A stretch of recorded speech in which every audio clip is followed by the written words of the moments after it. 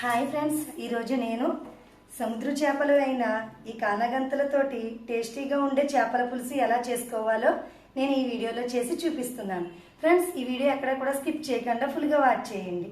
Friends, ఇంక video start చేసేద్దాం.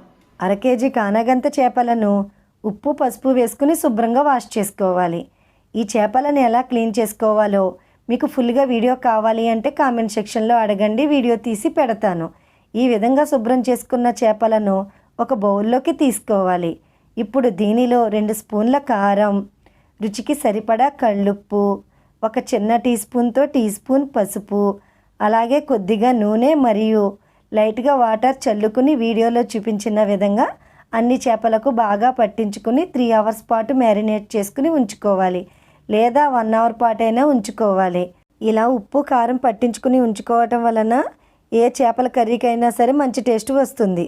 అలాగే 14 వెల్లుల్లి రెబ్బలు, 2 అంగుళాల అల్లం ముక్కలు, 1.5 స్పూన్ల ధనియాలు, 1/2 స్పూన్ జీలకర్రను వేసుకుని మెత్తని పౌడర్ లాగా చేసుకోవాలి.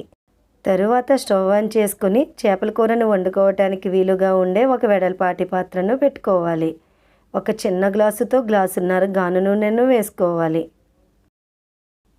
ఆయిల్ కొద్దిగా వేడెక్కిన తరువాత 6 పచ్చిమిరపకాయలను వేసుకుని సిమ్లో కాసేపు వేగనివ్వాలి. పచ్చిమిరపకాయలు ఈ విధంగా ఫ్రై అయిన తర్వాత ఒక ప్లేట్లోకి తీసుకోవాలి.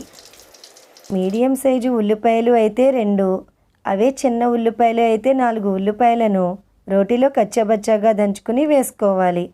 ఈ ఉల్లిపాయ పేస్ట్కి సరిపడా కళ్ళుప్పును కూడా వేసుకుని మీడియం ఫ్లేమ్లో బాగా వేగనివ్వాలి.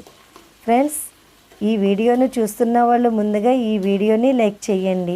మీరు ఇచ్చే లైక్స్ కామెంట్స్ వల్ల నా వీడియోస్ ఇంకొంచెం ముందుకు వెళ్ళటానికి ఎంతో సపోర్ట్ చేసిన వారు అవుతారు. ఈ ఉల్లిపాయ పేస్ట్ కొద్దిగా వేగిన తరువాత మనం గ్రైండ్ చేసి ఉంచుకున్న మసాలా పేస్ట్ని కూడా వేసుకుని పచ్చివాసన పోయే వరకు వేగనివ్వాలి. కొద్దిగా కరివేపాకును కూడా వేసుకోవాలి.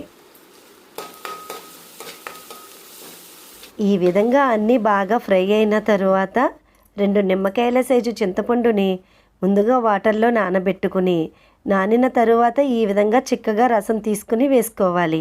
ఫ్రెండ్స్, ఎప్పుడైనా సరే చేపల కూర బాగా కుదరాలి అంటే ఉప్పు కారం నూనె పులుపు అన్నీ కూడా పెర్ఫెక్ట్గా సరిపోవాలి. అప్పుడే చేపల కూర మరింత టేస్టీగా ఉంటుంది. కూర వండటం రాని వారు కూడా ఈ వీడియోస్ని చూసి చక్కగా నేర్చుకోవచ్చు.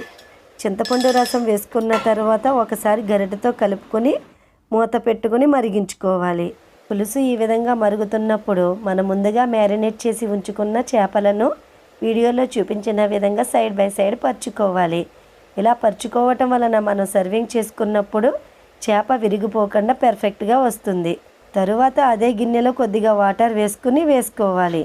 అలాగే వేయించుకున్న పచ్చిమిరపకాయలు మరియు కొద్దిగా కొత్తిమీరను వేసుకుని గరిటె ఎక్కడ కూడా పెట్టకుండా వీడియోలో చూపించిన విధంగా బాగా కలుపుకున్న తరువాత మూత పెట్టుకుని మీడియం ఫ్లేమ్లో 15 నుంచి 20 నిమిషాల పాటు మరిగించుకోవాలి. మధ్యలో ఒకసారి మూత తీసుకుని ఉప్పు కారం సరిపోయిందో లేదో చూసుకోవాలి. ఇక్కడ నాకు ఉప్పు కారం తగ్గింది కాబట్టి ఇంకొంచెం కళ్ళుప్పు, అలాగే ఇంకో 2 స్పూన్ల కారం, 2 పచ్చిమిరపకాయలను కూడా వేసుకుని మరొకసారి వీడియోలో చూపించిన విధంగా కలుపుకొని మూత పెట్టుకొని మరిగించుకోవాలి. చేపల పులుసు కొంచెం చిక్కబడిన తరువాత చివరిగా ఇంకొంచెం కొత్తిమీరను చల్లుకొని వీడియోలో చూపించిన విధంగా మరొకసారి బాగా కలుపుకోవాలి. ఫ్రెండ్స్, ఈ వీడియోని చూస్తున్న వాళ్ళు ముందుగా ఈ వీడియోని లైక్ చేయండి. అలాగే నా ఛానల్ని సబ్స్క్రైబ్ చేసుకుంటూ మర్చిపోకండి. ఆయిల్ ఈ విధంగా పైకి తేలి పులుసు ఈ విధంగా చిక్కబడిన తరువాత స్టవ్ ఆఫ్ చేసుకోవాలి. ఎంతో టేస్టీ అండి ఎమ్మీగా ఉండే కానగంతల చేపల పులుసు రెడీ.